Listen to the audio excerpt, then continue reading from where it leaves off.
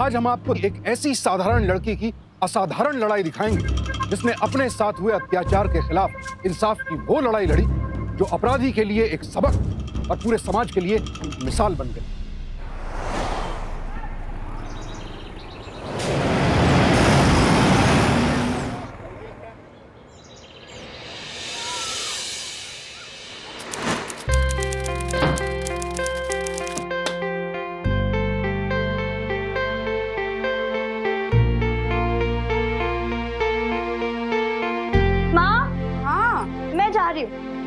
अरे इतनी सुबह सुबह कहाँ जा रही है तू? Computer class. Computer class? हाँ, मैं नहीं चाहती कि पापा जिंदगी भर ना दूसरों के लिए होटल में खाना बनाए। अरे बेटा, मेरे तकदीर में जो लिखा है वही होगा। तो तेरे चाहने और न चाहने से कुछ नहीं होता है। बाबा, ये तकदीर वकदीर ना सब फालतू की बात है। सब कर्म होता है कर्म, और इंसान कर्म के साथ कुछ भी हासिल कर सकता है। आप लोग देखना, एक दिन ना मैं अपनी खुद की बड़ी सी गाड़ी लूंगी और आप दोनों को उसमें बिठाकर एक बड़े से होटल में खाना खिलाने ले जाऊंगी। भगवान मेरी बिटिया की मनोकामना पूरी करे। अच्छा, मैं जा रही हूँ। जीती रह बेटा। और क्या खाना ना कुछ खाए? अरे बस भगवान इसको किसी की नजर न लगाए।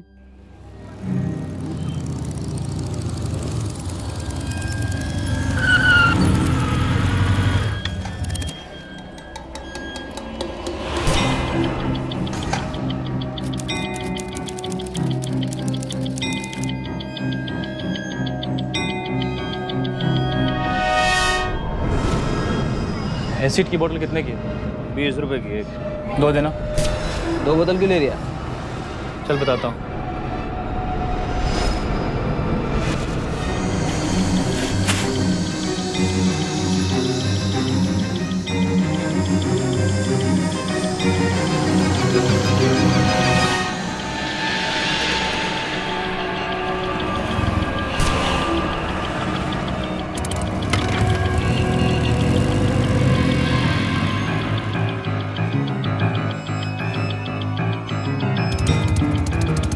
अरे कैसी है?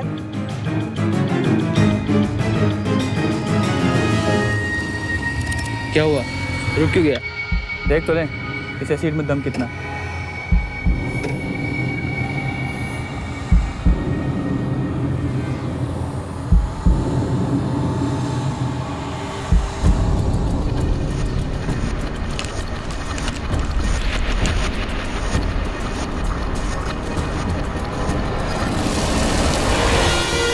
सॉलिड भाई।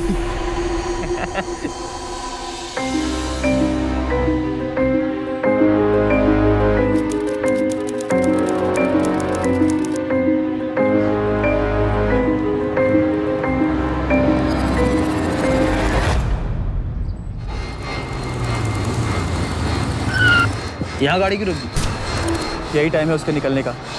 यहीं से आती जाती है वो। पर वो तो आई नहीं। उसके घर जाके देखता हूँ।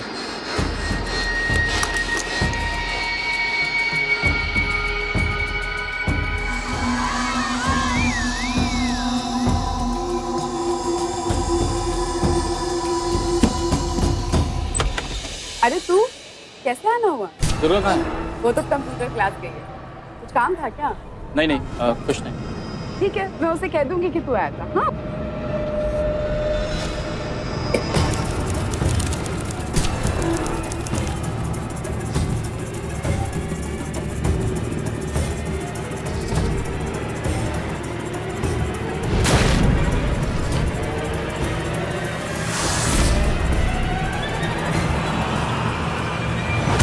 इधर बहुत पब्लिक है।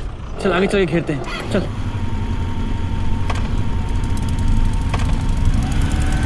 नहीं बाबा, अब भी क्लास से निकली हूँ, मिलती हूँ ना।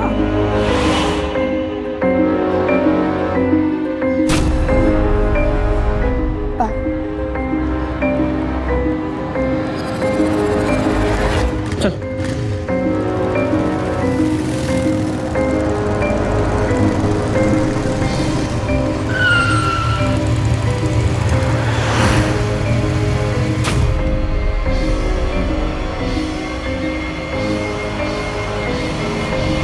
तुम मुझसे प्यार नहीं कर सकती ना, तो किसी और से भी प्यार नहीं कर सकती।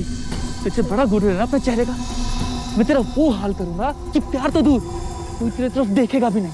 तुझे बहुत गुरूर है ना अपने चेहरे पर, हाँ बड़ा गुरूर है ना अपने चेहरे का।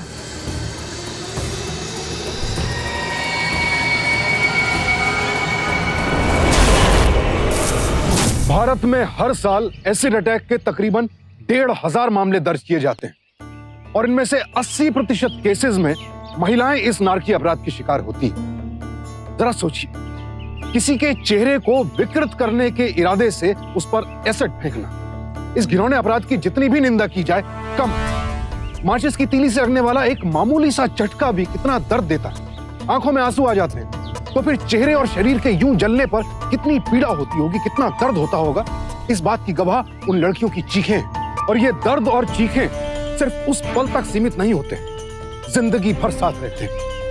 एक विकृत सोच इन महिलाओं की जिंदगी को हमेशा के लिए अंधेरे, अकेलेपन, बेबसी और सिसकियों में धकेल देती है। हमारा आज का एपिसोड ऐसे एसिड अटैक्स की शिकार हुई सभी महिलाओं को समर्पित है। हमारा आज का एपिसोड दुर्गा की वो ऐतिहासिक लड़ाई है जो न सिर्फ उस अपराधी के खिलाफ थी, बल्कि इस शर्मनाक अपराध के खिलाफ थी। इस लड़ाई ने प्रशासन को मजबूर कर दिया कि वो इस घिनौने अपराध के खिलाफ सख्त कानून बनाए। लेकिन दुर्गा का यह संघर्ष बेहद लंबा और तकलीफ भरा था। छूना मत, छूना मत। चेहरे को टच मत करो।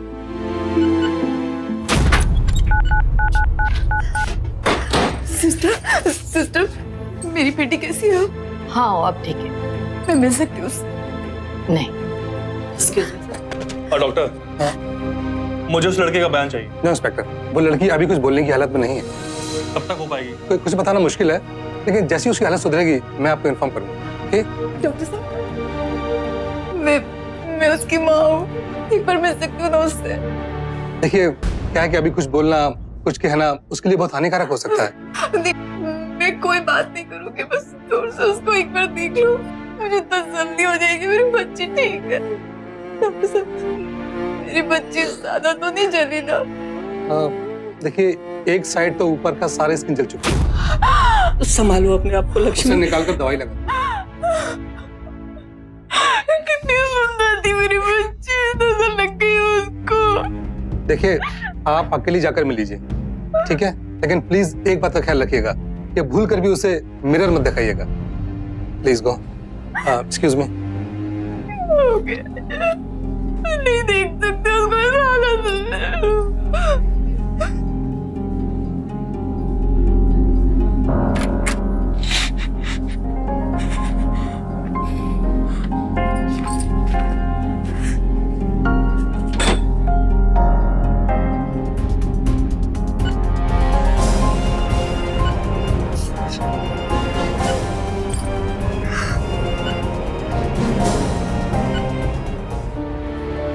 दुर्गा के बारे में कोई और बातें, कुछ और? जी, एक लड़का था रवि, मैंने मना किया था तो मिलना बंद कर दिया था उसने। अरे कहाँ सर, एक दिन पहले ही 20 सड़क पर उसने दुर्गा का हाथ पकड़ लिया था और दुर्गा ने उसे बुरी तरह से डांटा था। अच्छा, दुर्गा के फोन में उस लड़के का नंबर तो होगा? जी जरा दीजिए। फोन स्विच ऑफ करके बैठा है। यहाँ थोड़ी ना होगा साहब, कांड करके भाग गया होगा।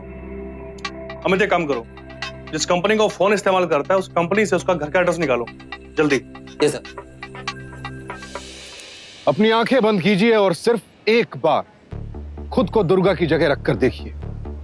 कल्पना कीजिए, आईने में दुर्गा नहीं, खुद आप अपना चेहरा देख रहे हैं। नहीं देख पाएंगे। ये एसिड फेंका तो शरीर पर जाता है, लेकिन दिलो दिमाग तक को झुलसा जाता है। क्या वाकई हमारे देश में स्त्रियों को देवी माना जाता है? क्या इस तरह के घिनौने अपराध के अपराधियों को कड़ी से कड़ी सजा नहीं मिलनी चाहिए? मैंने कुछ नहीं किया था, मुझे छोड़ दो साहब, मुझे छोड़ दो साहब, मैंने कुछ नहीं किया। कल वो शर्मा अंकल है ना, पड़ोस वाले, उन्होंने हमें कल साथ में देख लिया और जाके माँ बाबूजी को बोल दिया। ये तो और भी अच्छा हुआ। अब देख, शादी की बात करना और भी आसान हो जाएगा हमारे लिए। चला, अभी मैं तेरे अम्मा और बाबूजी से बात करता हूँ। ये नहीं हो सकता। अरे अरे, बाइक क्यों रोक दी? क्यों नहीं हो सकता? क्या तुम मुझसे शादी नहीं करना चाहती? ऐसी बात नहीं है रवि, मैं सिर्फ 16 साल की हूँ। और वैसे भी 18 के पहले अगर शादी की ना तो कानूनन अपराध होता है। अभी फिलहाल माँ बाबूजी मेरी शादी के पक्ष में नहीं है। वो चाहते हैं कि मैं और पढ़ाई करूं। यार पढ़ाई ना शादी के बाद भी जारी रह सकती है। रह सकती है, पर मैं माँ बाबूजी को नाराज नहीं करना चाहती। प्लीज मेरे प्यार पर भरोसा रखो, बस थोड़ा टाइम दे दो।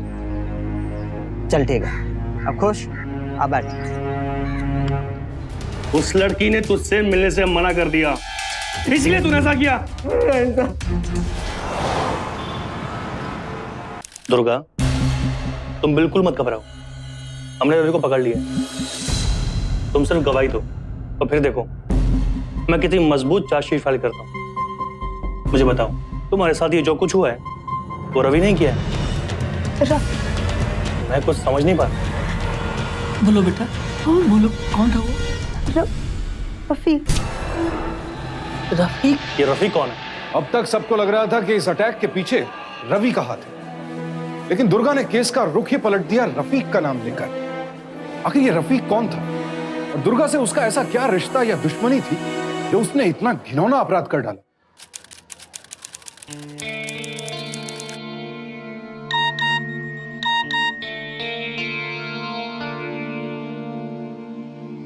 मुझसे दोस्ती करोगी?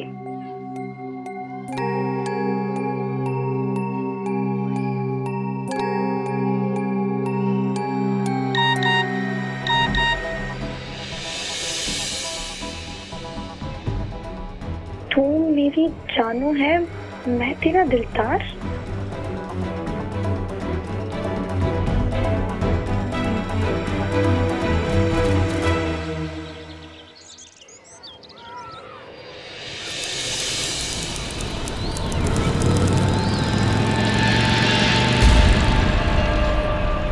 अरे क्या हुआ, तू मेरे एसएमएस का जवाब नहीं देती? मेरे पास फालतू का टाइम नहीं है, ना ही फालतू के पैसे। अरे दुर्गा सुन, अरे दुर्गा सुन तो, अरे दुर्गा सुन तो। अरे पैसे नहीं तो मुझसे बोल देना, मैं रिचार्ज करवा दूंगा। क्यों? तुम मेरे कौन लगते हो कि मैं तुमसे पैसे लूं? हाँ, अरे मैं रिश्ता जोड़ने की बात कर रहा हूँ Durga, I love you. Durga सुन, अरे सोच समझ कर आराम से जवाब दे दियो यार, मुझे कोई जल्दबाजी नहीं है। देख रफीक, तू अच्छा लड़का है, इसीलिए मेरे माँ पापा ना तुझे मेरे घर आने देते हैं। फिर ये प्यार का चक्कर ना तो भूल जा, मुझे अभी पढ़ाई करनी है। अरे दुर्गा सुन,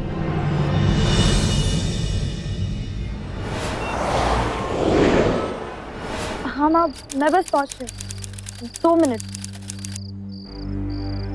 दुर्गा देख, मुझे तुझसे कुछ बात करनी है। रवि अभी नहीं, मुझे बहुत देर हो रही है, मैं बाद में बात करती हूँ। सुन लेना, आखिरी बार बात करूंगा, इसके बाद कभी नहीं मिलूंगा। आना, बैठ, बैठ।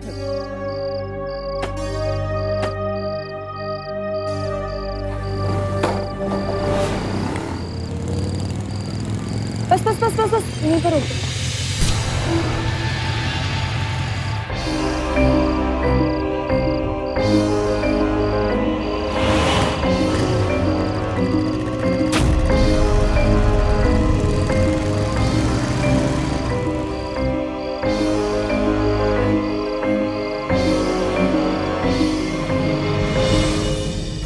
तो इसे तू मुझे मना कर रही थी, मेरा उसके साथ टक्कर चल रहा है। रफीक, मैं सिर्फ रवि से प्यार करती हूँ और 2 साल के बाद उसी से शादी करूंगी। बेहतर यही है तो मेरा पीछा छोड़ दे।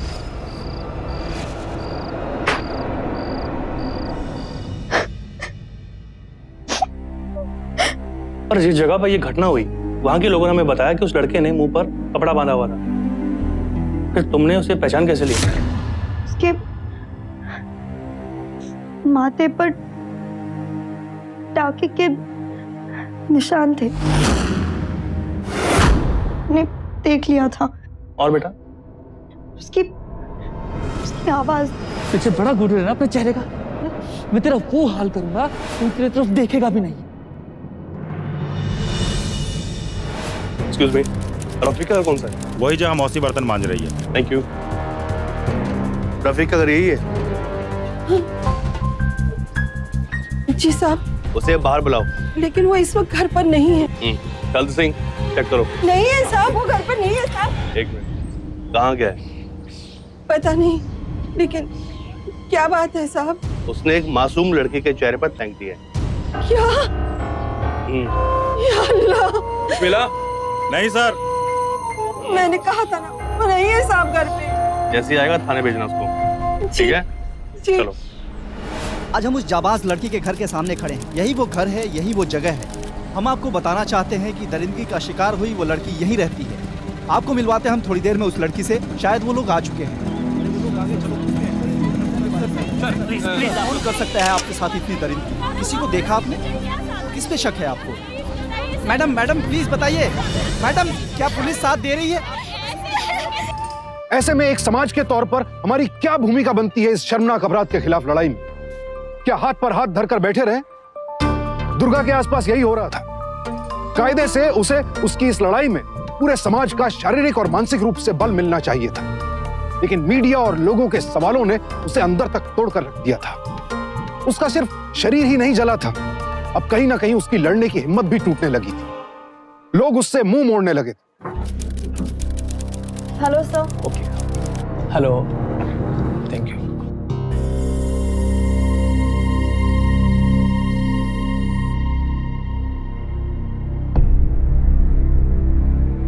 मैं आपकी कुछ मदद कर सकती हूँ?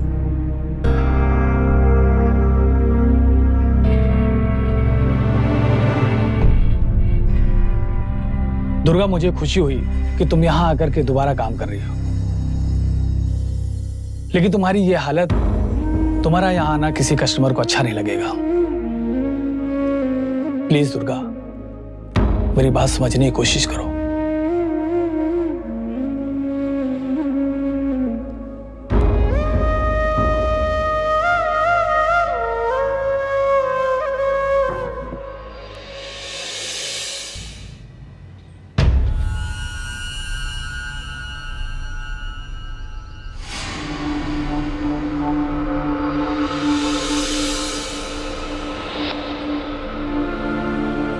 दुर्गा, नहीं रवि, मुझे तुम्हारी सिंपैथी नहीं चाहिए। प्लीज मुझे मेरे हाल पे छोड़ दो। बात तो सुन।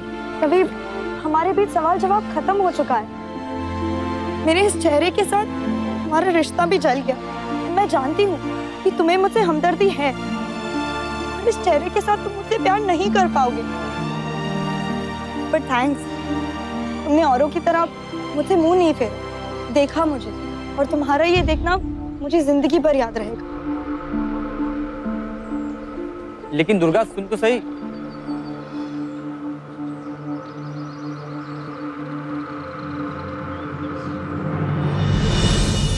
इलाज लंबा चलेगा, कई बार सर्जरी करानी पड़ेगी। कितने पैसे लगेंगे? कम से कम 7 से 10 लाख का खर्चा होगा। इतने पैसे?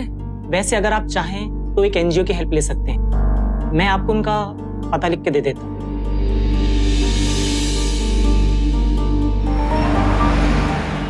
2 से 2.5 लाख से ज्यादा हम आपको हेल्प नहीं कर पाएंगे, क्योंकि और लोगों का भी इलाज हमारे एनजीओ के थ्रू होता है।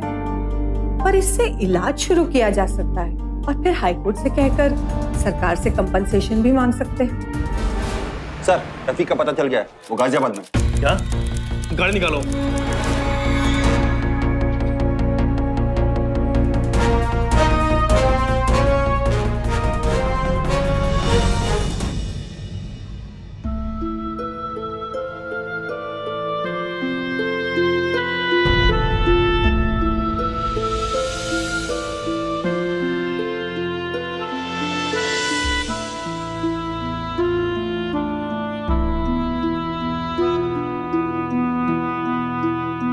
बोल तो, आज कौन सा दिन है? आज तेरा जन्मदिन है। मंदिर गई थी मैं तेरे लिए शुभकामनाएं मांगने। तिलक कर तू।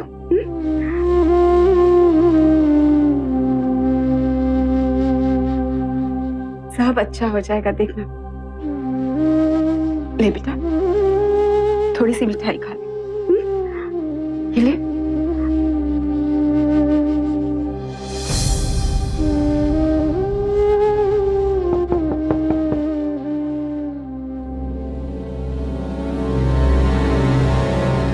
रफीक पकड़ा गया है। दुर्गा को शनाख्त के लिए चलना होगा।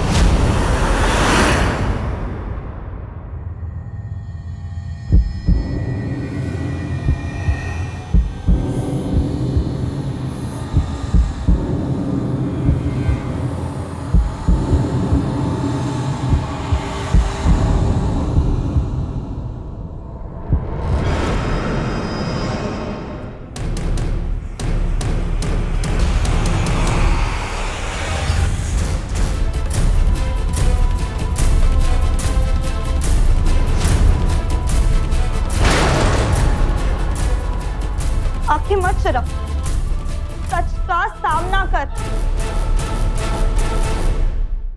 देख मुझे, देख।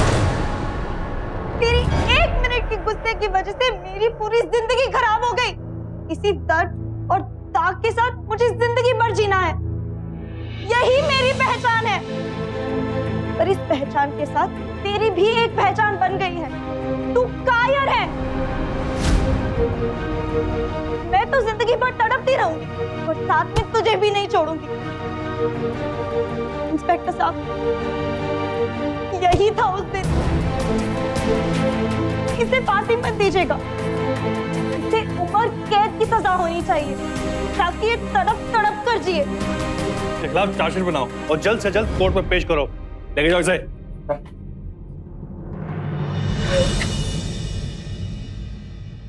कहते हैं चेहरा इंसान की पहचान होता है। क्या वाकई तेजाब ने दुर्गा के चेहरे को तो जला दिया था, लेकिन वो उसकी पहचान नहीं मिटा पाया, उसकी हिम्मत को नहीं जला पाया।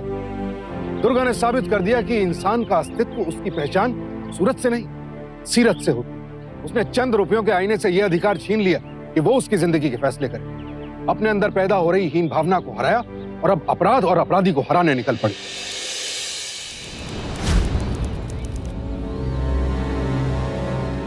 योर ऑनर, एक ऐसा इंसान जो सामने वाले की भावनाओं की परवाह न करते हुए अपने एक तरफा प्यार का उससे इजहार किया और इनकार होने की सूरत में वो वैशी दरिंदा बन गया।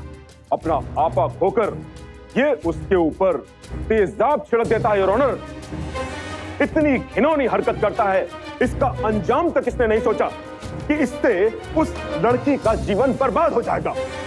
ऐसे इंसान को कड़ी से कड़ी सजा मिलनी चाहिए। That's all, Your Honor.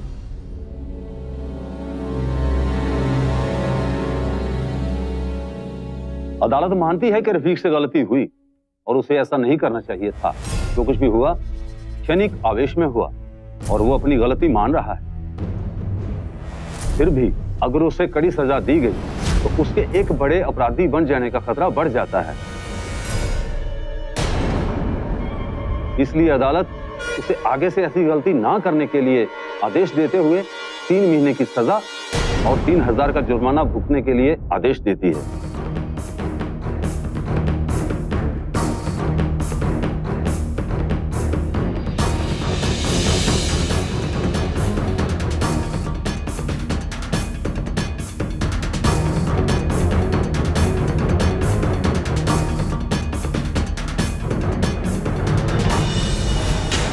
पूरी जिंदगी बर्बाद करने के बाद सिर्फ 3 महीने, इतनी कम सजा क्यों हुई उसे?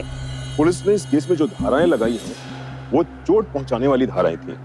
जैसे किसी भी कारण से किसी को गंभीर चोट पहुंचाना। इंडियन पेनल कोड की धारा 320, 322, 325 और 326 के तहत किसी को भी गंभीर चोट पहुंचाना। पुलिस भी कुछ नहीं कर सकती क्योंकि इसके लिए कोई अलग से कानून है ही नहीं।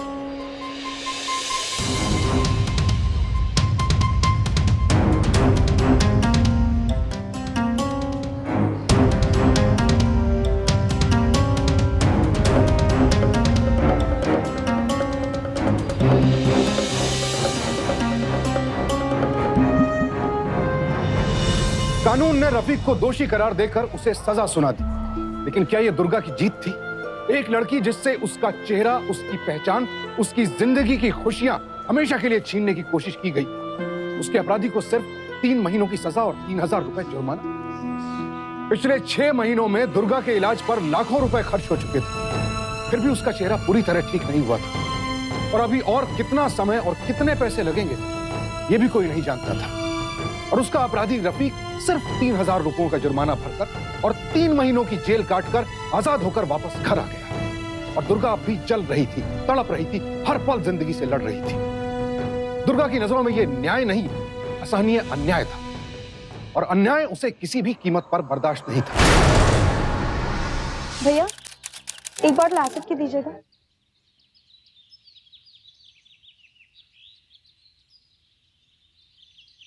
₹25।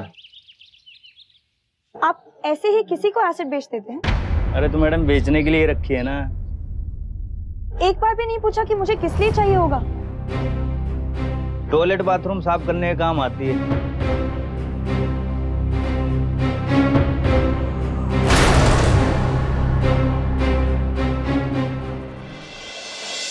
ये टॉयलेट या बाथरूम नहीं है। आपके इसी एसिड ने मेरा ये हाल किया है। उन लड़कों को आप ही ने दिया था ना एसिड? फेंको आप पर, बोलो। नहीं नहीं मैडम, ऐसा मत करना। आइंदा से नहीं बेचूंगा, कभी नहीं बेचूंगा।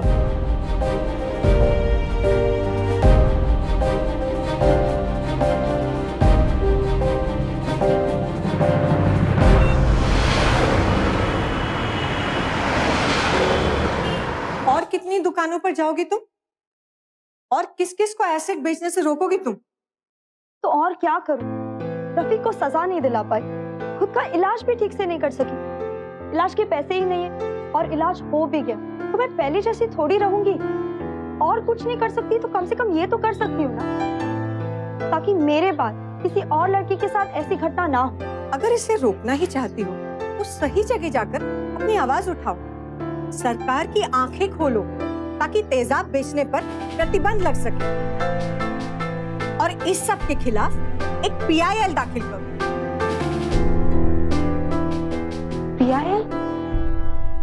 PIL पब्लिक इंटरेस्ट लिटिगेशन यानी जनहित याचिका आप सीधे प्रदेश के हाई कोर्ट या फिर देश के सुप्रीम कोर्ट में दायर कर सकते हैं। यदि कोई सामाजिक मुद्दा है या कोई व्यक्तिगत मुद्दा जिसके फैसले का असर पूरे समाज पर पड़ता है, उसके लिए एक आम आदमी स्वयं या फिर किसी NGO और सामाजिक कार्यकर्ता की मदद से ये PIL दाखिल कर सकता है, यदि उसका उद्देश्य व्यक्तिगत या किसी अन्य परोक्ष लाभ से प्रेरित न हो। अगर आपने PIL फाइल करने का फैसला कर लिया है तो फिर इससे संबंधित सारी जानकारियों को इकट्ठा करें। इस केस से प्रभावित होने वाले सभी जीवित व्यक्तियों से संपर्क करें। केस से जुड़ी सभी बारीकियों के बारे में पूरी तरह से सतर्क रहें। केस में इस्तेमाल होने वाली डिटेल्स के बारे में सतर्क रहें। अपनी मांगों को संबंधित अधिकारियों को स्पष्ट रूप से लिखें।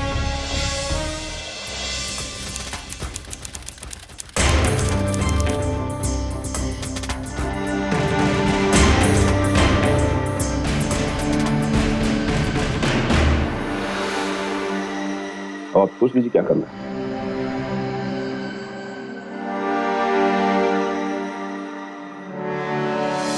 मैंने आकृति मैडम की मदद से PIL फाइल करने की पूरी तैयारी कर ली है।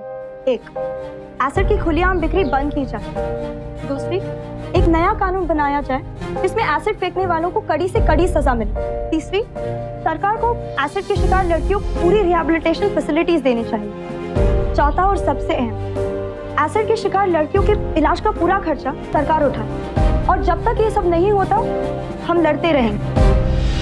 रफीक, जो दुर्गा है ना, वो अदालत जाने की तैयारी कर रही है। भाई सवाल लियो, कहीं हम दोनों को दोबारा जेल ना हो जाए।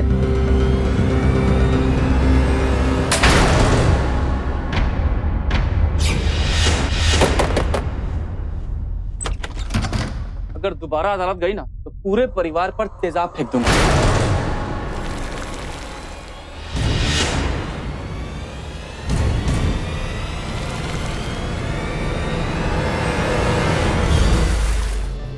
जरा से उबले हुए पानी से रफीक की चीख निकल गई। ये तो उस दर्द का 1% भी नहीं था जो उसने दुर्गा को दिया था, जो एसिड अटैक की शिकार महिलाओं को झेलना पड़ता है। रफीक की ये चोट तो रात भर के दर्द और कुछ सस्ती दवाइयों से ठीक हो जाएगी, लेकिन एसिड अटैक की शिकार हुई महिलाओं की पूरी जिंदगी निकल जाती है इस अपराध के खौफनाक परिणामों को भुगतते हुए। कई केसेस में चेहरा इतनी बुरी तरह गल जाता है कि चेहरे की हड्डियां बाहर झांकने लगती है। एसिड आंखों में चला जाए तो आंखों की रोशनी हमेशा के लिए छिन जाती है। और ज्यादातर पीड़ित महिलाओं का तो आर्थिक सामर्थ्य भी इतना नहीं होता कि वो ढंग से अपना इलाज करवा सके। आपकी PIL स्वीकार की जाती है और संबंधित सरकारी विभागों और मंत्रालयों को आदेश दिया जाता है कि वो इस पर क्या एक्शन ले रहे हैं। 4 महीने के अंदर इसकी रिपोर्ट अदालत में पेश करें। That's all.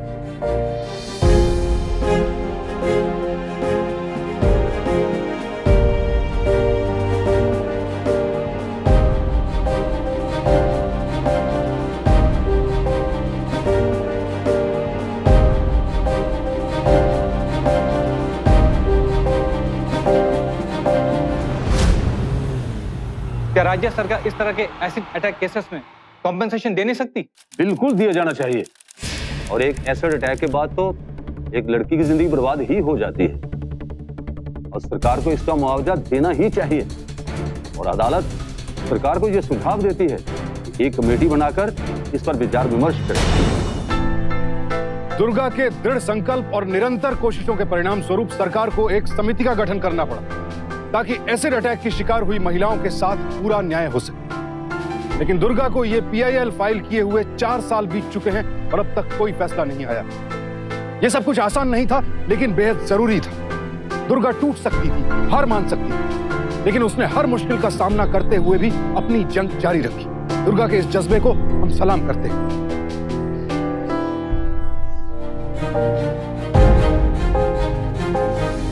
4 साल लग गए, लेकिन इस फैसले ने मुझे बहुत बड़ी हिम्मत दी।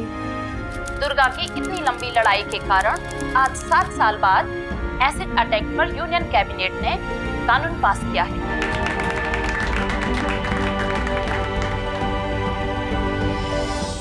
जो लोग दुर्गा के झुलसे हुए चेहरे को देखकर पहले उससे मुंह मोड़ लेते थे, उसकी अवहेलना करते थे, आज वही लोग दुर्गा को इज्जत की नजर से देखते हैं। दुर्गा हम सब के लिए एक मिसाल है, क्योंकि वो लोगों की सवालिया नजरों से डरकर किसी अंधेरे कोने में छिपकर नहीं बैठी। उसने लोगों से नजरें नहीं चुराई, अपना चेहरा नहीं छिपाया, बल्कि उसने बेधड़क होकर सिर्फ अपने लिए नहीं, हर एसिड अटैक विक्टिम के लिए इंसाफ की जंग छेड़ी। हम सबके अंदर एक दुर्गा सांस लेती, जरूरत है तो बस उसे जगाने की, ताकि अपराध और अपराधी हमारे हालात और शरीर को चाहे कितनी भी चोट क्यों ना पहुंचा दें, लेकिन हमारे वजूद, हमारे अस्तित्व को छू भी ना पाए। इसी उम्मीद के साथ अब मैं सुशांत सिंह आपसे विदा लेता हूं। कल फिर मिलेंगे एक और मिसाल के साथ। सावधान इंडिया 100 दिन 100 फाइट बैक्स में।